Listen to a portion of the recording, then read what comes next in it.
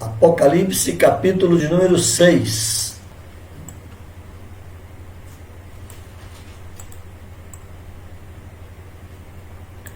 Você pode abrir a sua Bíblia e nós vamos ler Apocalipse, capítulo de número 6.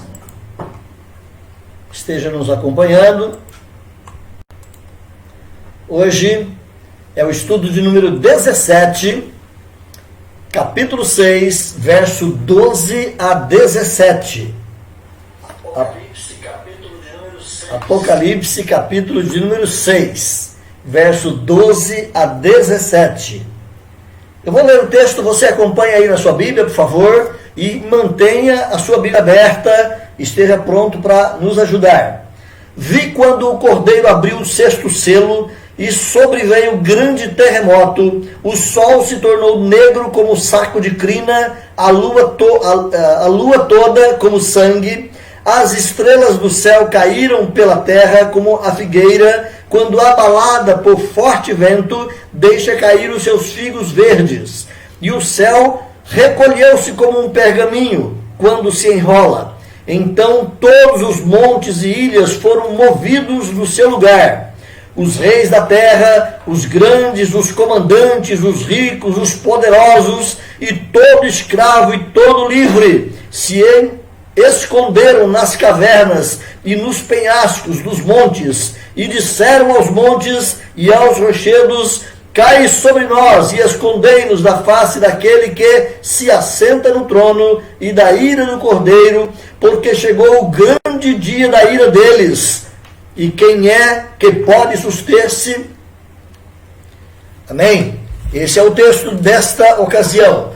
Nós já falamos no capítulo de número 4, onde foi apresentado ali aquele que se assenta no trono, o trono, aqueles que estão diante do trono em adoração constante ao Senhor. No capítulo 5, verificou-se que não se achou dentre as criaturas de Deus uma pessoa que pudesse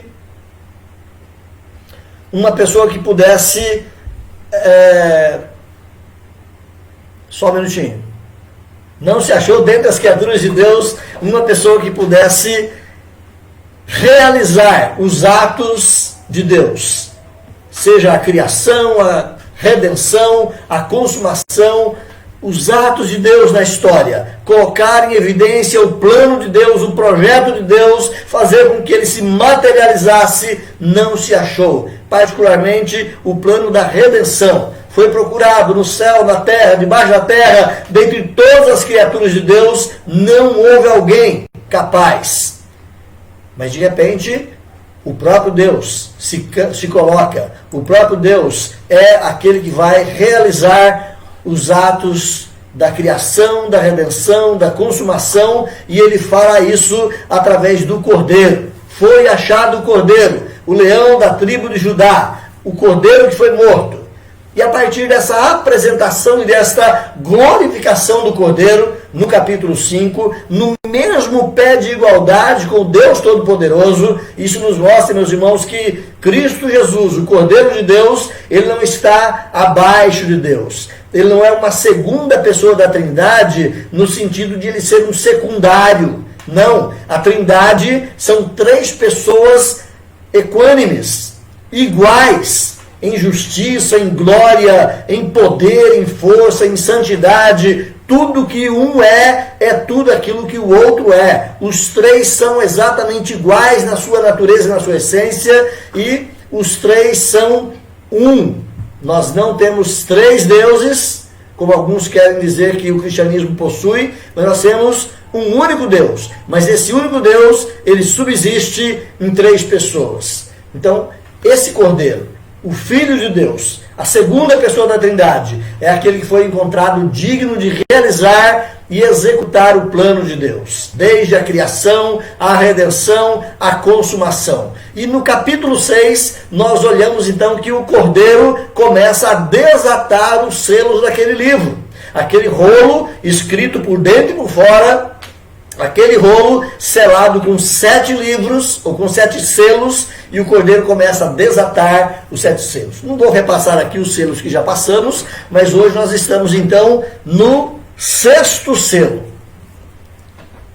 Vamos caminhar comigo, vamos caminhando juntos, e eu espero que Deus possa nos abençoar na compreensão da palavra nessa noite. Neste sexto selo, João descreve o dia do juízo, quando os incrédulos enfrentam a ira de Deus e a ira do Cordeiro. Eu quero fazer lembrado aos irmãos, aqueles que já estão nos acompanhando há mais tempo, e informar aqueles que, quem sabe, estão caminhando conosco a partir de agora, que nós lemos o Apocalipse não como um livro de ordem cronológica, onde cada capítulo obrigatoriamente segue uma sequência do outro, mas nós lemos o Apocalipse e interpretamos o Apocalipse naquela dimensão da interpretação histórico-gramatical, de forma tal que ele é apresentado como uma peça teatral em 7 atos.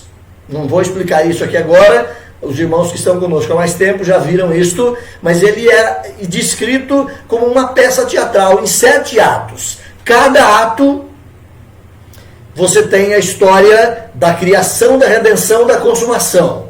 Terminou aquele bloco que conta e que narra essa história, começa de novo. Um novo bloco dizendo criação, consumação, redenção. Ou muitas vezes apenas a história da redenção de Cristo até a consumação. Cada um desses blocos transita nessa realidade. É o Cordeiro com aquele que é o realizador dos atos de Deus. Então hoje nós estamos praticamente chegando aí quase que no final de um dos blocos, onde mostra já a tarefa da consumação. E hoje, o juízo final. Vamos caminhar. O tempo é o tempo de Deus. Ele, na sua hora, realiza todas as coisas. 2 simbolismos demonstram, então, aquele dia, o dia da consumação, o dia do juízo final. O primeiro elemento, o primeiro simbolismo que trazemos aqui, o que João traz aqui para nós, é um universo sendo sacudido. Então você tem terremotos, você tem uma hecatombe de o céu desenrolando, o céu fugindo, o firmamento desaparecendo. Você tem algumas circunstâncias onde os montes saem, tudo sai do seu lugar. Então nós vemos aí a natureza, o universo sendo abalado. Essa é uma coisa que é forte, uma impressão forte aqui no texto. O sol perdendo a sua força, a lua se transformando em sangue, terremotos e estrelas caindo do céu. É uma hecatombe acontecendo em toda a natureza.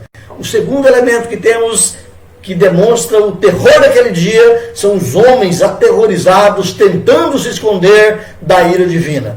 Então vamos passar já para a continuidade, e eu apresento aqui algumas questões importantes para compreendermos a realidade desse juízo final, desse grande e temível dia do Senhor. Primeiro, a temível inescapabilidade do dia. Ou seja, não é possível escapar desse dia. Não tem como escapar desse grande último dia, o dia do juízo, o dia do final, de uma etapa da história, mas não é final da história. Lembra que a história, ela não tem fim.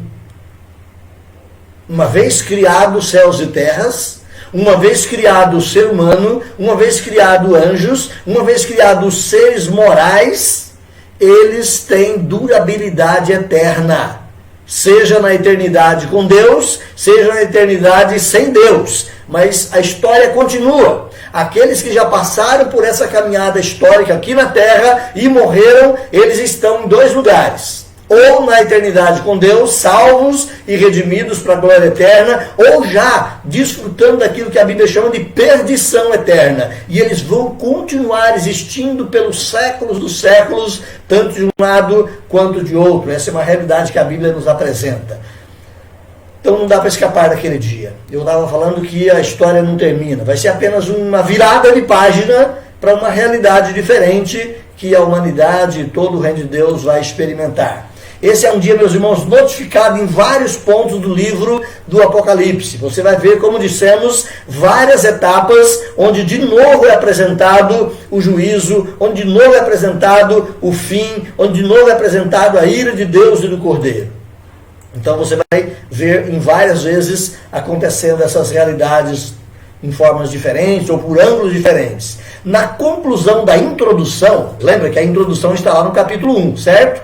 Lá naquela conclusão da introdução do capítulo 1, João alude ao juízo que os incrédulos enfrentam. Volta lá no capítulo 1. Capítulo 1, versículo de número 7. Volta lá. Capítulo 1, versículo número 7 diz assim: eis que vem com as nuvens, e todo olho verá, até quantos os traspassaram, e todas as tribos da terra se lamentarão sobre ele. Certamente, amém. Olha só, o fim já está demonstrado logo na introdução do livro. Quando você caminha um pouco mais nas cartas ali do Apocalipse, especialmente no final da carta à igreja de Laodiceia, Jesus menciona que seus seguidores se sentarão com ele no trono de meu Pai, ou de seu Pai, disse Jesus, que é uma referência indireta, mas lá no juízo. Trono é lugar de justiça, trono é lugar de julgamento, trono é lugar de reinado. Então vão estar com o Pai. E quando nós passamos por esse texto, algum tempo atrás, nós compartilhamos com os irmãos as expressões de que nós somos chamados a julgar o mundo. Paulo nos ensina isso aos Coríntios. Nós julgaremos o mundo, mas Paulo diz que nós participaremos do julgamento dos anjos. Então, estar sentado no trono do Pai, junto com o Filho, junto com o Cordeiro, o que Jesus disse lá para a igreja de Laodiceia, é participar do juízo, é participar desse grande e terrível dia. Olha lá em Apocalipse 3, volta lá, por favor, a sua página, Apocalipse 3, versículo de número 21, ao vencedor dar-lhe-ei sentar-se comigo no meu trono, assim como também eu venci e me sentei com meu Pai no seu trono. Assentar-se no trono é estar em posição de julgamento com Cristo. Olhe mais um pouquinho, Apocalipse 20, lá no finalzinho do texto, Apocalipse capítulo 20, versículo de número 4, você vai ter a repetição dessa mesma verdade. 24, diz assim: vi também tronos, e nestes sentaram-se aqueles aos quais foi dada a autoridade de julgar. Vi ainda as almas dos decapitados por causa do testemunho de Jesus, bem como por causa da palavra de Deus, quantos ou tantos quantos não adoraram a besta, nem tampouco a sua imagem, e não receberam a marca na fronte e na mão, e viveram e reinaram durante 1000 anos com Cristo. Mas eu quero que você guarde especialmente a primeira parte do versículo, quando ele diz que eu vi tronos, e nestes aqueles a quem foi dada a capacidade de julgar. É a igreja assentada em trono, é a igreja numa posição de participar do juízo e do julgamento final.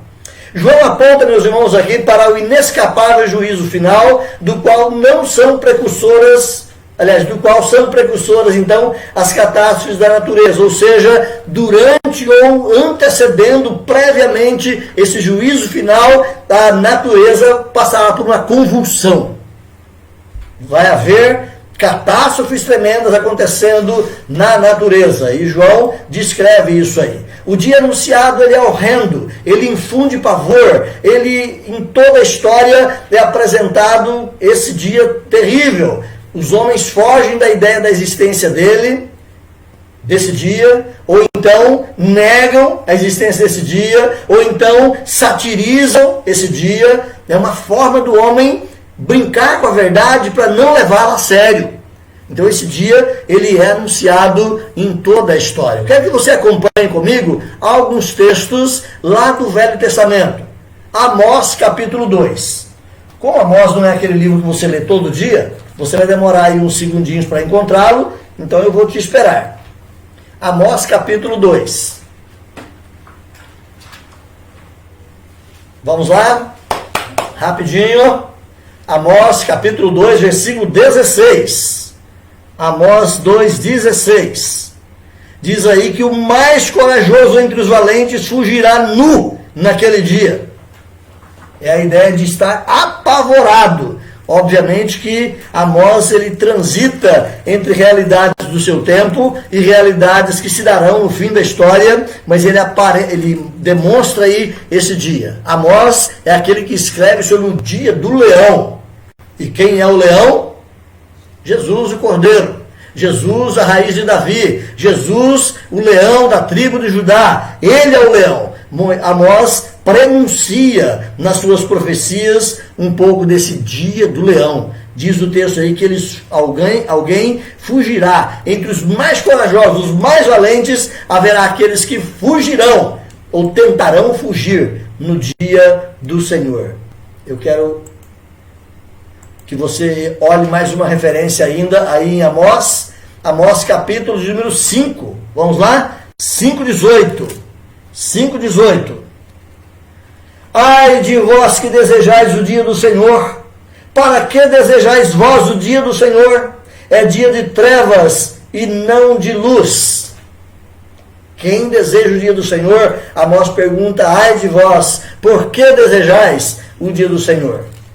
Mais um texto ainda em Amós, capítulo 5, aí mesmo, versículo de número 20. Olha aí o que Amós diz no versículo 20. Não será, pois, o dia do Senhor trevas e não luz? Não será completa escuridão sem nenhuma claridade? Por que desejais o dia do Senhor? Pergunta Amós. Vamos lá, mais uma referência ainda em Amós, capítulo 8, verso 9. Ainda em Amós, capítulo 8, verso 9, passando umas 2 páginas à frente. Vamos lá, 8, verso 9 diz assim: sucederá que naquele dia, diz o Senhor Deus, farei que o sol se ponha ao meio-dia e entenebrecerei a terra em dia claro. Ou seja, eu vou fazer a terra perder a claridade do sol. É como se ao meio-dia o sol fosse embora.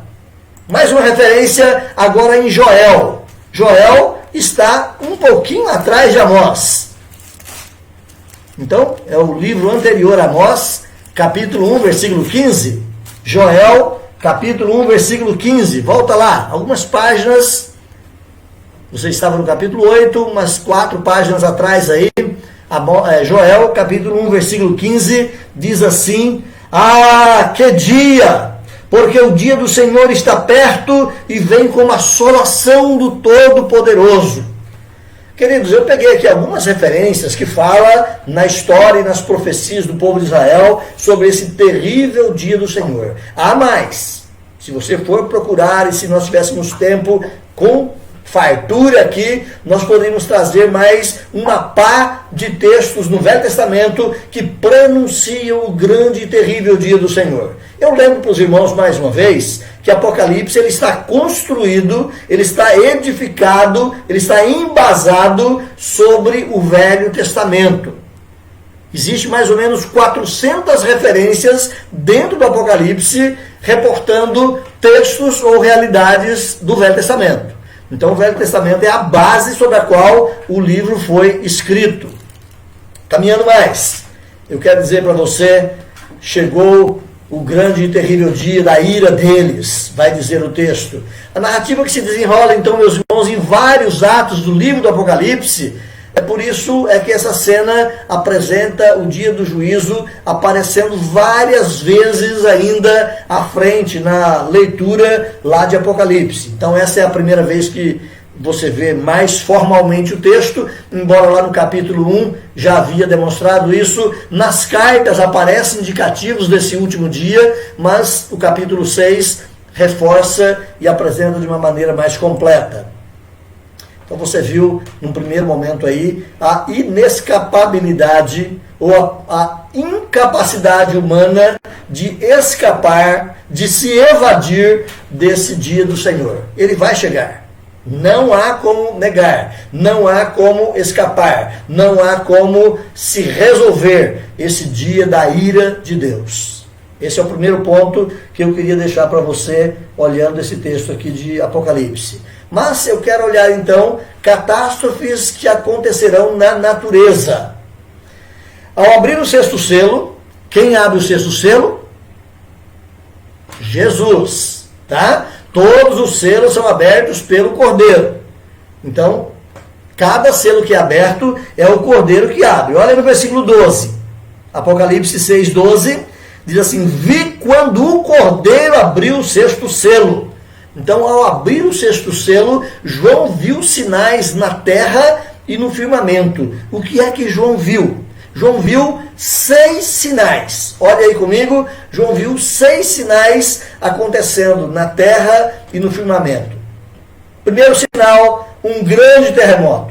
Um fenômeno não desconhecido dos leitores originais, até porque nós já falamos quando estudamos as cartas, que várias daquelas cidades da região da Turquia, da antiga Ásia Menor, sofreram vários terremotos durante a história. Então o terremoto é um fenômeno conhecido tanto nos nossos dias, quanto também dos leitores daquelas cartas naqueles dias. Então João estava falando sobre sinais que talvez alguns daqueles irmãos até mesmo presenciaram. Aqui no Brasil nós não participamos ainda de nenhum terremoto. Já vimos tremores, alguns pequenos tremores de terra. Eu pessoalmente nunca participei de nenhum que fizesse alguma diferença para mim, mas eu conheço alguns irmãos que já tiveram que se agarrar em coisas porque os prédios chegaram a balançar em algum lugar. Bom, voltando, o primeiro grande sinal que aparece então é terremoto. Você pode olhar mais uma vez aí, capítulo 6, versículo 12, a primeira parte. Quando o cordeiro abriu o sexto selo, sobreveio um grande terremoto. Então, um terremoto que abalou a terra. Aqui não é a ideia de um terremoto pontual, localizado. Não é um terremoto que vai se dar, quem sabe, apenas num paizinho já propenso a terremotos. Não, é um terremoto tão grande que abalou a terra. É um fenômeno para a terra.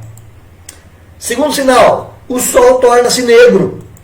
O sol torna-se escuro. Corre comigo lá para Isaías. Isaías capítulo 50. Vamos lá? Voltando um pouquinho no Velho Testamento. Mais uma vez, Apocalipse está construído em cima das narrativas do Velho Testamento. Isaías capítulo 50, versículo 3, diz assim: Eu visto os céus de negridão e lhes ponho pano de saco por sua coberta. O sol torna-se negro. Se você volta lá para Apocalipse, e você agora pode voltar, porque o nosso texto é lá. Apocalipse capítulo 6, versículo 12, diz que o sol se tornou negro como saco de crina. Então vamos lá, o que é esse tal saco de crina? Veremos na sequência aqui. Saco de crina, sacos trihinos, lá do grego, ele era um saco feito de pele ou de pelo de cabra, geralmente negros, e eles simbolizavam o luto. Então, vestia-se roupas de pano de saco feito de pele de cabra, pretos, para dar sentido ao luto, ao sofrimento, à perda. Então, esse saco de crina, aliás, lá no grego é a palavra sacos, e é justamente a palavra que vem dar origem para nós, no português também, a nossa palavra sacos. Tá? A mesma palavra pronuncia-se praticamente igual, a escrita um pouquinho diferente, mas é a mesma palavra sacos lá no grego e sacos aqui no Brasil. A diferença é que sacos lá no grego é singular, embora termine com um S ou com um sigma, mas é singular. E no Brasil nós temos que ter um outro, no português temos que ter um S para justificar o plural. Questões da literatura que não vamos entrar no detalhe agora, mas saco feito de pelo de cabra, geralmente negro, indicando o luto. Então Deus ia tirar a luz do sol. Nesse dia, Deus tiraria a luz do sol. Você vai compreender isso um pouco mais à frente. Terceiro sinal, a lua torna-se avermelhada ou a lua torna-se em sangue. Queridos, eu quero lembrar você que esses sinais, eles também foram prescritos pelo próprio Senhor Jesus Cristo. No sermão chamado Pequeno Apocalipse, lá no texto de Mateus, texto de Marcos, texto de Lucas, você vai encontrar, você vai encontrar o Senhor Jesus Cristo falando também que o sol se converteria em trevas e a lua se converteria em sangue. Olha lá Mateus capítulo 24... Mateus capítulo 24, versículo de número 29. Mateus 24, 29, diz assim o texto: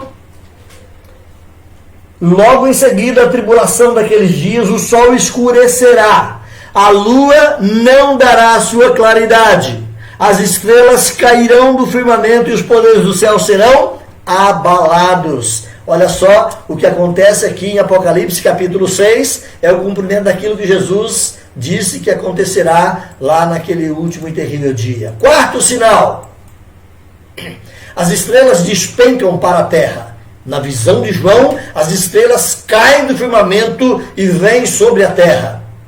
Quinto sinal: o firmamento desaparece, ou seja, esse azul belo, esse espaço sideral que você tem na sua frente, ele desaparece ou encolhe. João diz aqui no versículo 13, olha o versículo 13, as estrelas do céu caíram pela terra como a figueira quando abalada por forte vento. Versículo 14, o céu recolheu-se como um pergaminho, ou enrolou como um canudo de papelão. Essa é a ideia, o firmamento desaparece, ele é recolhido.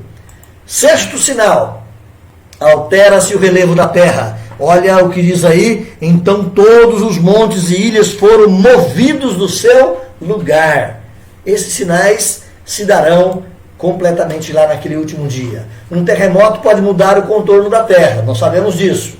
De repente acontece um terremoto tão forte em certo lugar, que ali onde era um vale ele é aterrado, aparece ali de repente um monte, ou há um desnivelamento, há um desbarrancamento. Um terremoto pode mudar sim o contorno da terra. E um grande terremoto em proporção gigantesca, como é que não mudaria o contexto, o contorno então do nosso planeta? Um eclipse, ele pode bloquear a luz do sol e pode dar à lua uma cor avermelhada como que de sangue, não é mesmo? Então você está percebendo aí coisas que são factíveis, coisas que podem ser percebidas até já na história da humanidade até aqui. As estrelas, porém, são muito maiores que a Terra.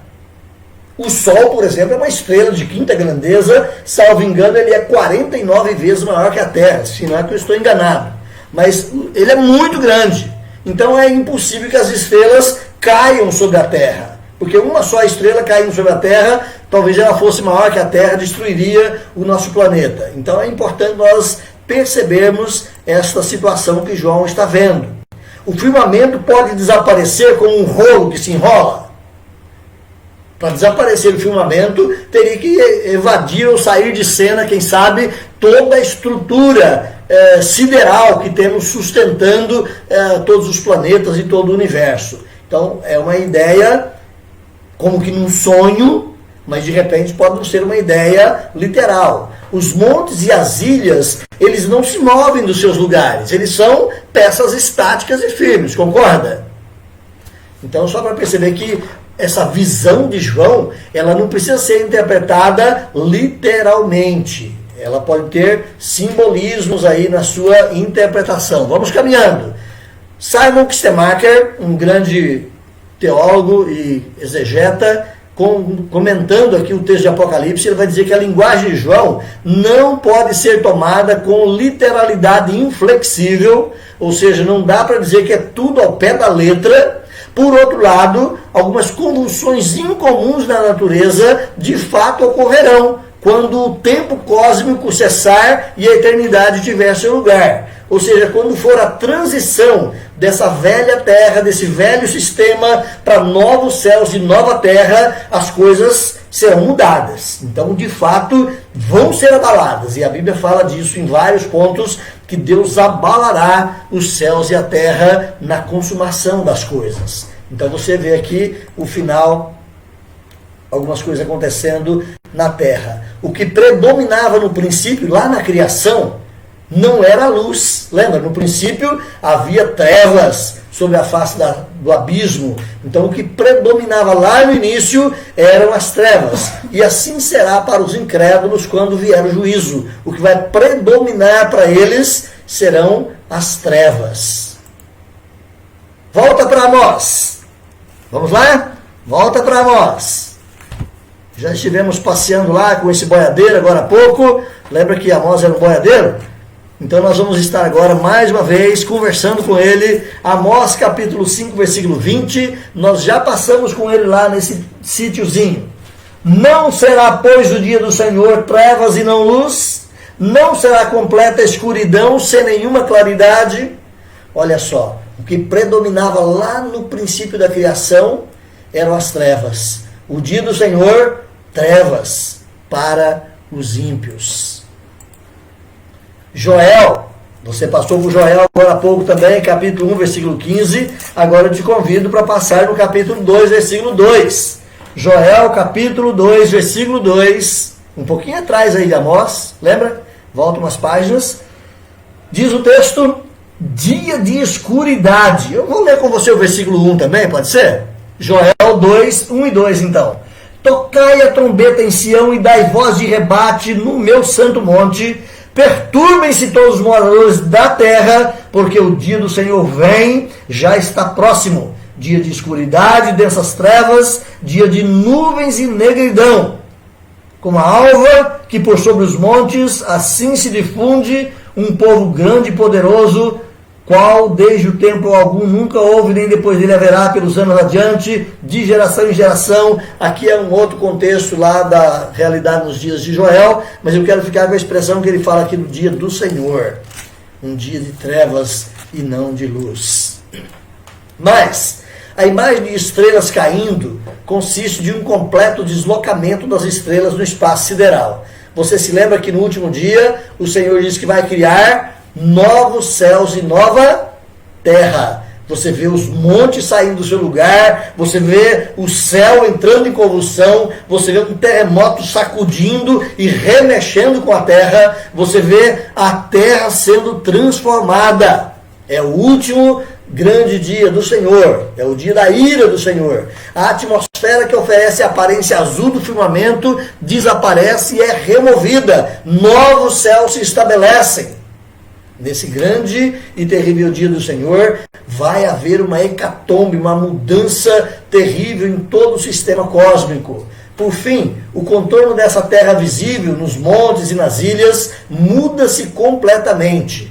Eu quero lembrar com você rapidamente que a percepção que nós temos da geografia bíblica, antes de Gênesis capítulo 11, nós tínhamos ali aquilo que o próprio estudo da geografia nos ensina, nós tínhamos ali que ele era chamado de Pangeia. Você lembra o que é a Pangeia? É um único bloco de terra. A terra não era dividida em continentes, em ilhas, mas era um único bloco de terra. E lá, depois do dilúvio, naquela concepção histórica, naquela narrativa da divisão das nações, é que Deus separou os continentes e separou as ilhas. Como que Deus fez isso? Questões lá do passado, não pertine uma explicação agora, mas lembrando que lá era uma Pangeia, e agora você vê que Deus vai fazer de novo novos céus e nova terra. A percepção que se tem é que novamente nós teremos uma Pangeia, um grande terremoto, tudo se abalando, tudo se misturando, e céus e terra tendo mudanças tremendas nesse grande e terrível dia do Senhor. Novos céus e nova terra sendo criados como espetáculo, ao mesmo tempo para o horror dos incrédulos que estarão vendo e percebendo toda essa mudança. 2 Pedro, vamos lá, volta lá pertinho de Apocalipse, vamos visitar o irmão Pedro. 2 Pedro, capítulo de número 3, 2 Pedro, capítulo de número 3, versículos 11 a 13. 2 Pedro, capítulo de número 3, versículos 11 a 13, diz assim: visto que todas essas coisas serão assim... Desculpe, eu quero ler o 10 também. Versículo 10 a 13, então. Virá, entretanto, como ladrão o dia do Senhor, no qual os céus passarão com estrepitoso estrondo, os elementos se desfarão abrasados, também a terra e as obras que nela existem serão atingidas. Visto que todas essas coisas hão de ser assim desfeitas, deveis ser tais como os que vivem em santo procedimento e piedade, esperando e apressando a vinda do dia de Deus, por causa do qual os céus incendiados serão desfeitos e os elementos abrasados se derreterão. Nós, porém, segundo a sua promessa, esperamos novos céus e nova terra nos quais habita justiça. Então você vê aqui no dia do Senhor essa mudança completa no cenário dos céus e da terra, e Deus recriando, e isso um espetáculo glorioso para aqueles que são de Deus, mas um espetáculo de horror para aqueles que estão eternamente perdidos. Para as pessoas que rejeitam a Cristo e são amaldiçoados aqui por Deus, esse cataclismo na natureza é um quadro de terror e medo do qual eles são incapazes de escapar. Perceba, volta lá, Apocalipse, perceba isso. Ainda não vamos explorar muito de perto essa questão aqui nesse momento, mas perceba isso. Essa mudança toda e os homens apavorados querendo fugir da presença de Deus. Aqui, a descrição dos seres humanos aqui reporta-se aos réprobos, reporta-se aos perdidos, reporta-se aos que rejeitaram Cristo Jesus. Por isso são malditos de Deus. Diz o texto aí, a partir do versículo 15, em Apocalipse 6, os reis da terra, os grandes, os comandantes, os ricos, os poderosos e todo escravo e todo livre se esconderam nas cavernas e nos penhascos dos montes e disseram aos montes e aos rochedos: caí sobre nós e escondei-nos da face daquele que se assenta no trono e da ira do Cordeiro, porque é chegado o dia da ira deles. Catástrofe na natureza. Agora, catástrofe para os incrédulos. Caminha comigo e nós vamos explorar mais de perto, então, esses últimos 3 versículos. Na visão de João, meus irmãos, estão envolvidos aqui todos os tipos de pessoas em 6 classes de habitantes da terra. Perceba comigo, João vai descrever todos os habitantes da terra, aqueles que reprovados foram pelo Senhor, aqueles que não creram em Cristo Jesus, todo tipo de gente.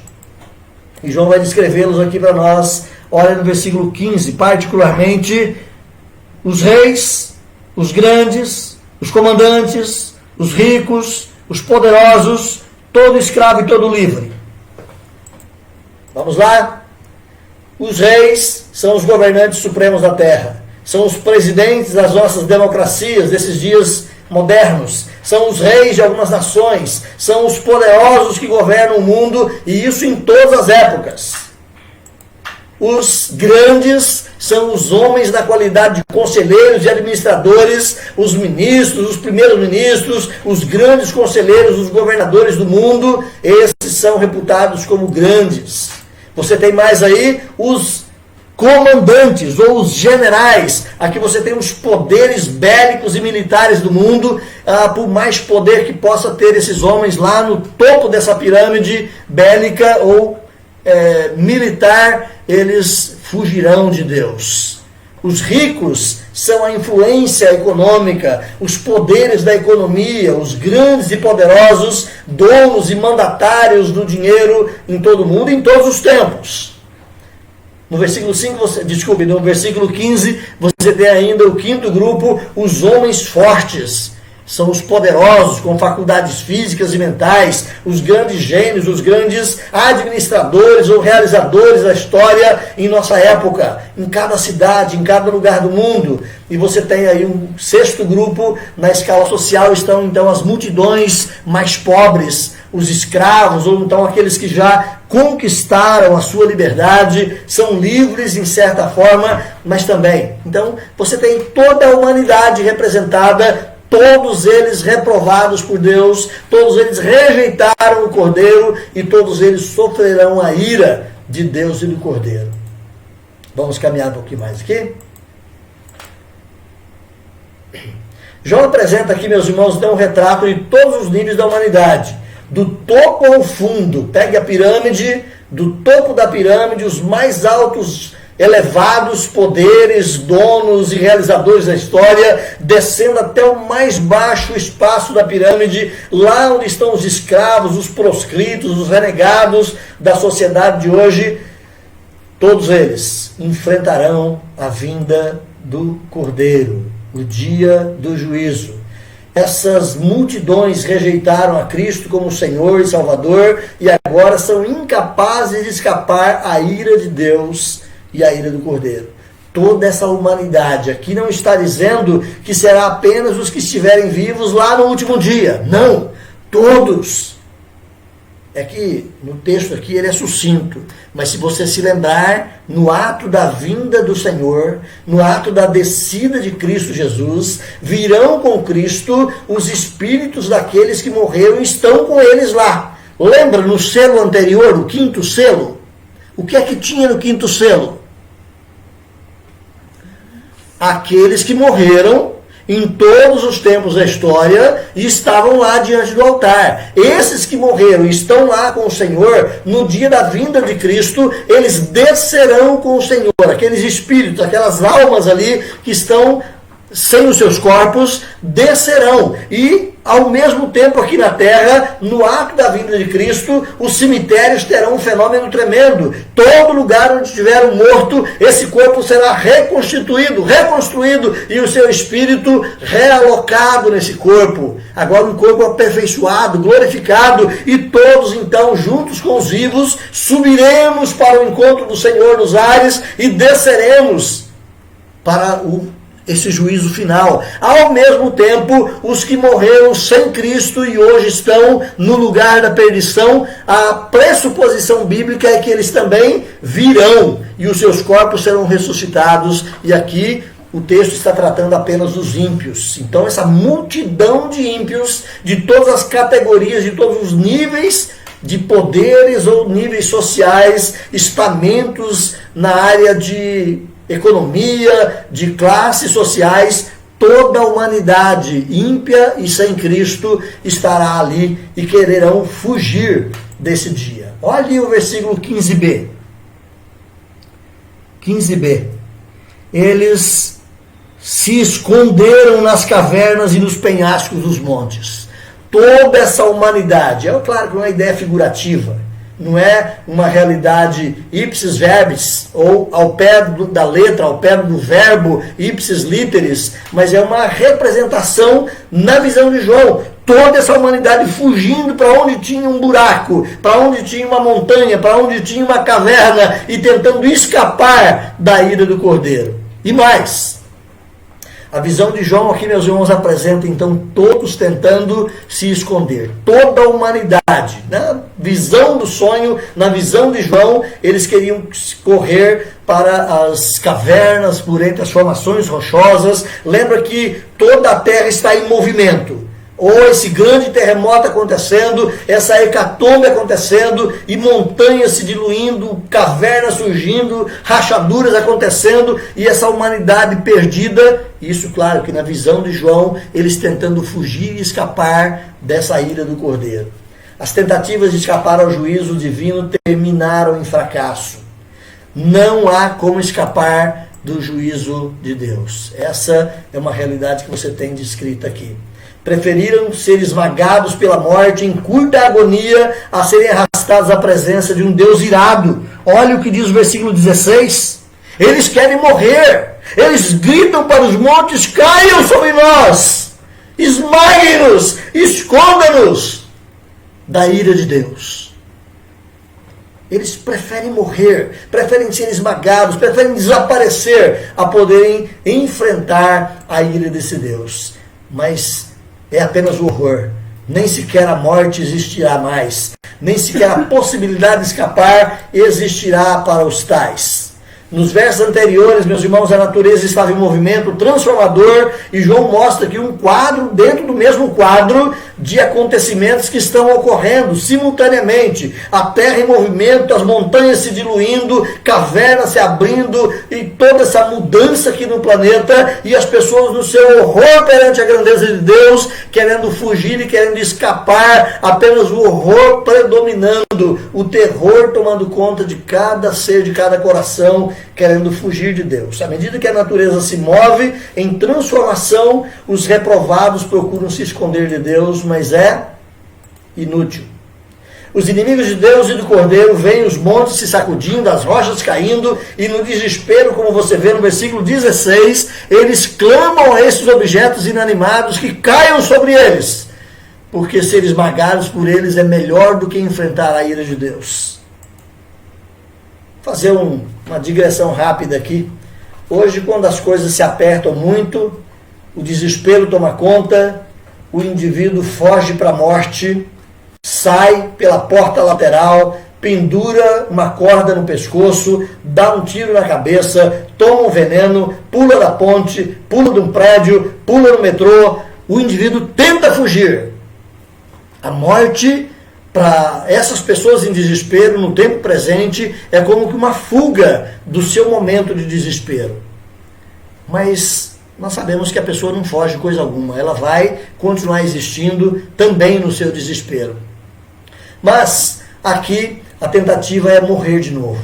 Mas não existe morte. A tentativa é fugir da ira do Cordeiro. E a frase, a ira do Cordeiro, ela só acontece aqui.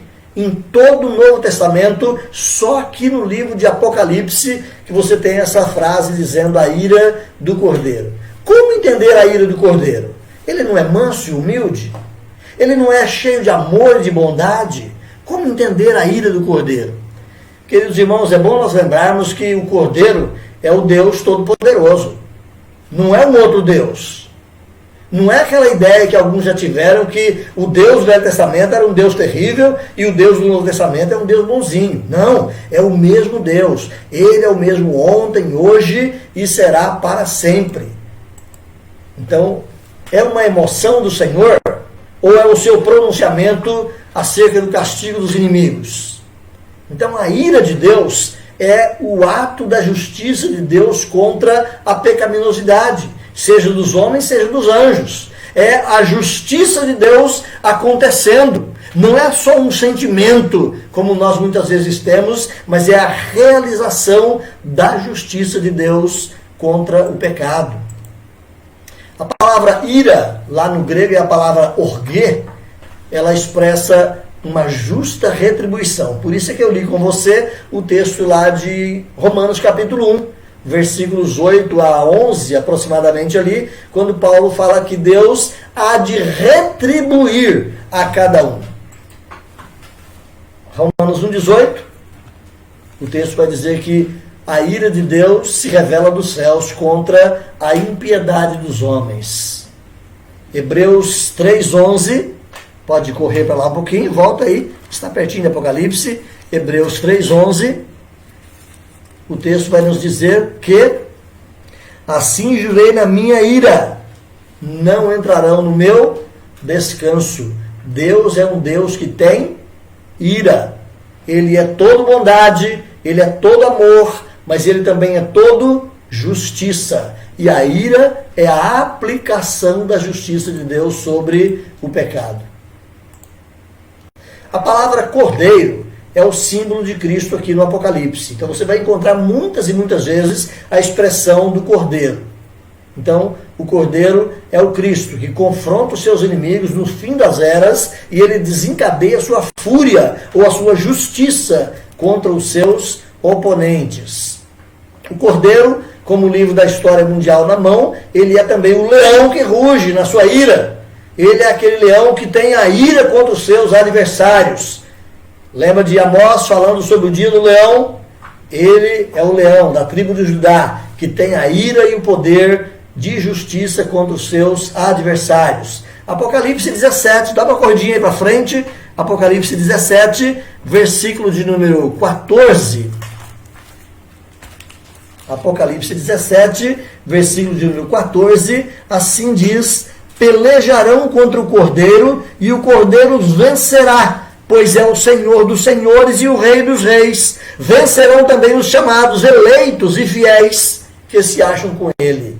Então, o Cordeiro vai lutar sim em justiça, ou ele fará justiça contra essa humanidade caída, rebelde e insolente contra o Rei dos reis e Senhor dos senhores. Esses adversários são as pessoas que farão a guerra contra o Cordeiro e o Cordeiro os vencerá. Alguns querem ver no Apocalipse uma linha do tempo, como se as coisas vão acontecendo e essa guerra vai ser lá no final da história, onde um grupo de pessoas vão se levantar contra o Cordeiro. Irmãos, essa guerra é a manifestação da pecaminosidade contra o Cordeiro em toda a história.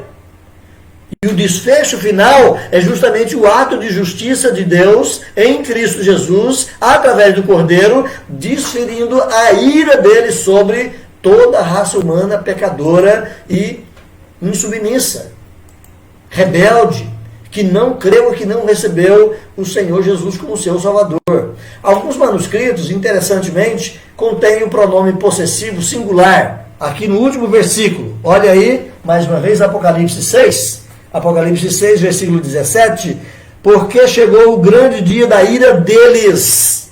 Então, aí o pronome está no plural, deles. Mas existe um grupo de manuscritos que contém o pronome no singular, a ira dele, em vez de plural, a ira deles. Qual deveria ser a concordância aqui? Olha para o texto. Peça auxílio para a sua professora de literatura ou de português que está perto de você. Qual deve ser a concordância do texto? Deveria ser ira deles ou ira dele? Então, um grupo de manuscritos traz a ira dele e um outro grupo traz a ira deles. Na verdade, quem estará irado contra a humanidade pecadora é o Deus triuno. Então, se você entende que é o Deus triuno, a ira deles não tem problema. Até porque aqui você vai ver aquele que se assenta no trono e o Cordeiro. Estão nesse cenário aqui, juntamente com o Espírito que também está presente. Nós já apresentamos isso num momento atrás. Mas a ira deles. Mas aqui no texto em especial, se você olhar, versículo 16 termina falando da ira do Cordeiro. Então, porque chegou o grande dia da ira dele. Alguns manuscritos preferem que seja a concordância com o versículo anterior, falando a ira dele, do Cordeiro. Mas também não há problema a interpretação do plural, a ira deles. Então esta redação é gramaticalmente correta por causa do sujeito singular, no versículo anterior, a ira do Cordeiro. Pode-se interpretar assim sem nenhum problema. Mas não há também erro naqueles outros manuscritos que trouxeram o plural. A pergunta, aí no texto, a última frase do texto, e quem é que pode suster-se? Quem é que pode suportar a ira do Cordeiro? Quem é que pode estar de pé nesse momento final da história? Eu pergunto para você. Quem é que pode? Essa pergunta retórica, ela tem uma resposta implícita. Ninguém pode suportar esse dia final, a não ser a multidão inumerável. A não ser aqueles que são remidos pelo Cordeiro. Aqueles que vencerão, como nós lemos lá no capítulo 17, versículo 13, aqueles que vencerão com o Cordeiro. Os eleitos de Deus. Esses estarão ali presentes, esses não estarão apavorados, esses não estarão amedrontados, esses não estarão fugindo do Cordeiro, pelo contrário, eles amam o Cordeiro. Então, aqueles que são os eleitos de Deus permanecerão de pé nesse momento final da história. O salmista e os profetas do Velho Testamento, eles formularam essa mesma questão, essa mesma pergunta. Volta comigo então lá no livro dos Salmos, estamos terminando. Lá no livro dos Salmos, capítulo 76, olha lá, Salmo 76, versículo 7, a parte B. Quem pode subsistir à tua vista? Olha só a pergunta que o salmista fez lá no passado. Sim, tu és terrível se te iras. Quem pode permanecer na tua presença? Quem pode subsistir? A mesma pergunta que você tem aqui em Apocalipse 6, você teve essa pergunta lá no Salmo 76. Lembra? Apocalipse é construído em cima do Velho Testamento. Malaquias 3, volta lá para Malaquias, correndinho. Malaquias, o último livro do Velho Testamento. Malaquias, o último livro do Velho Testamento, capítulo de número 3. Olha lá, versículo 2. Mas quem poderá suportar o dia da sua vinda? Olha só, os profetas do Velho Testamento e os poetas do Velho Testamento já fizeram essa pergunta. Olha também Naum, um pouquinho para trás aí, Na 1, lembra que não é na 2, é na 1.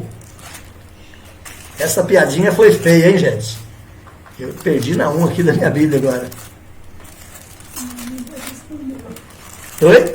Não se escondeu. Na 1, depois dessa, até se escondeu de mim aqui. Na 1, versículo 6. Olha na 1, versículo 6. Quem pode suportar a sua indignação e quem subsistirá no furor da sua ira? A sua cólera se derramará como fogo e as rochas são por ele demolidas. Olha só. Então os poetas e os profetas do passado levantaram essas questões. Essa é a pergunta que você tem, de novo, volta para lá, Apocalipse 6, 17, a última frase. Quem pode sustentar-se? Quem pode suster-se? Quem pode permanecer na presença?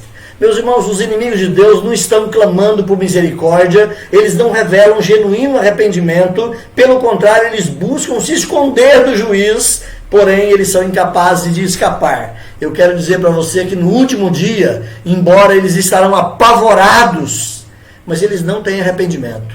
Eles são rebeldes, eles são pessoas ruins, eles são pessoas que rejeitaram a Cristo na história, e esse mesmo coração indiferente e duro contra Cristo durante a sua vida será o mesmo coração manifesto lá no último dia. O inferno não será um lugar de arrependimento, será um lugar de remorso, de dor, de choro, de gemer, mas não terá arrependimento. Cada pessoa estará ali sabendo que é merecedor daquela justiça de Deus. Choro e ranger de dentes. Ao chegar aqui, o tempo da graça acabou. E aqueles que não buscaram a graça encontrarão a ira de Deus. É só isso que vai restar naquele último dia. A porta está fechada. Agora é o juízo. Você tem duas historietas muito interessantes na Bíblia. Uma factível, a outra imaginária. A que foi fato, a história de Noé. Lembra-se? Construiu a arca, pregou o evangelho, anunciou a ira de Deus e chegou o momento que a porta foi fechada. E a gente pode imaginar aquela multidão batendo na porta e gritando: Noé, abra, Noé, abra! Mas não havia como abrir. Quem fechou a porta foi Deus. Isso foi fato na história. E prenunciava e parabolizava o último dia. Mas você tem uma outra historieta contada por Jesus, da imaginação e da criatividade do Senhor Jesus Cristo, que é a história das 10 virgens. Você se lembra? As 5 virgens prudentes entraram na arca, ou entraram para a festa, entraram para onde estava o noivo, e as 5 nécias ficaram de fora, chegaram atrasadas, a porta já tinha fechado. E elas batiam lá: abra-nos, abra-nos! Eu não vos conheço. Hoje a porta está aberta. Hoje a porta está aberta. Mas naquele último dia, o tempo da graça acabou. Eu quero terminar aqui então, dizendo, meus irmãos, que esse capítulo 6, nesse sexto selo, ele apresenta justamente esse dia do juízo. E eu quero dizer para você que esse dia do juízo se aproxima. Mas hoje ainda é o dia aceitável.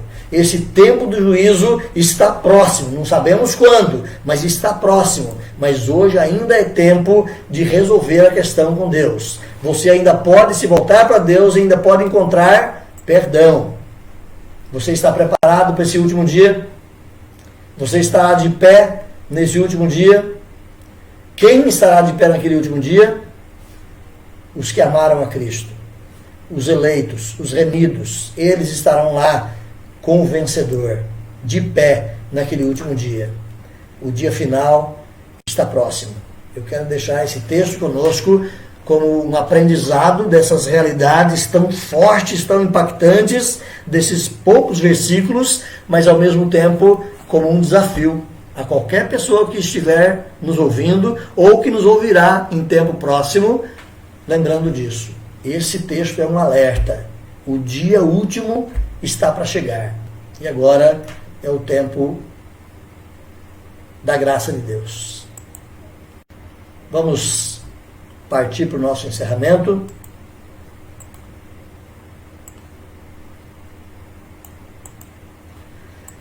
Eu quero convidar você então a orar.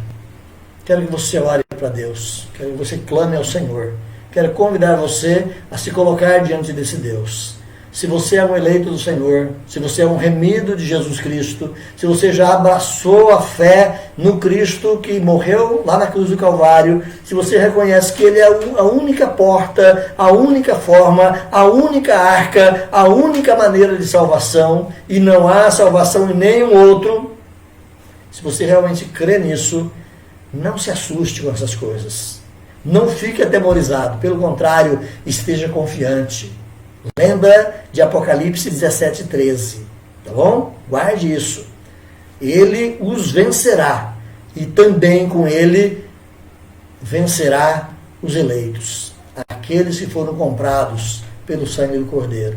Então, se você é remido pelo sangue do Cordeiro, fique tranquilo, não se assuste com essas coisas, pelo contrário, descanse nessa certeza. Eu estarei lá naquele último dia, de pé, junto com o Filho do Homem. Não porque eu sou bom, não porque eu resolvi a minha vida, mas porque Ele, o Cordeiro de Deus, o leão da tribo de Judá, é aquele que morreu e deu o seu sangue pela minha redenção. Aleluia! Posso ouvir um amém? Vamos orar? Deus, em nome de Jesus, a Tua palavra é tremenda. A Tua verdade é magnífica. E a realidade das últimas coisas, embora nos assustem, embora nos traga impactos tão fortes na mente, na alma, também consola o nosso coração, porque nos dá, ó Pai, a certeza de que nós estaremos com o Senhor. Nós estaremos remidos e transformados naquele grande, último e terrível dia. Não porque nós fizemos algo de bom, não porque nós somos bons o suficiente, mas porque o Senhor nos amou de tal maneira e em Cristo Jesus o Senhor pagou o nosso preço, o Senhor foi a nossa redenção na pessoa do Teu Filho amado.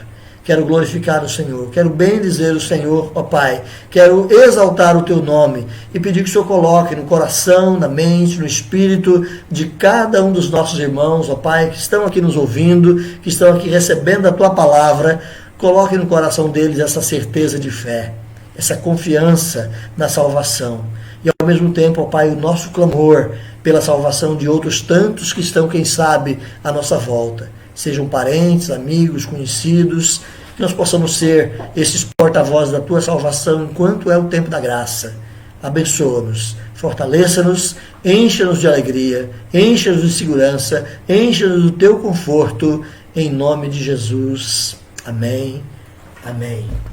Que a graça maravilhosa do Senhor e Salvador Jesus Cristo, que o amor de Deus, o nosso Pai, e que as consolações e misericórdias do Espírito Santo de Deus, irmãos, fiquem sobre vós, fiquem também sobre todo o povo de Deus agora e para todos sempre. Amém, amém, amém. Nós vamos terminar aqui nesse momento dizendo para você um tchauzinho, convidando você a estar conosco amanhã às 9h30 da manhã no nosso café matinal. É um tempo da gente estar junto, uma meditação simples e breve da palavra, no desejo da gente se fortalecer um pouco mais. Que Deus te abençoe, então. Até amanhã pela manhã. Tchau, irmãos. Boa noite. Até amanhã. Deus te abençoe. Até amanhã.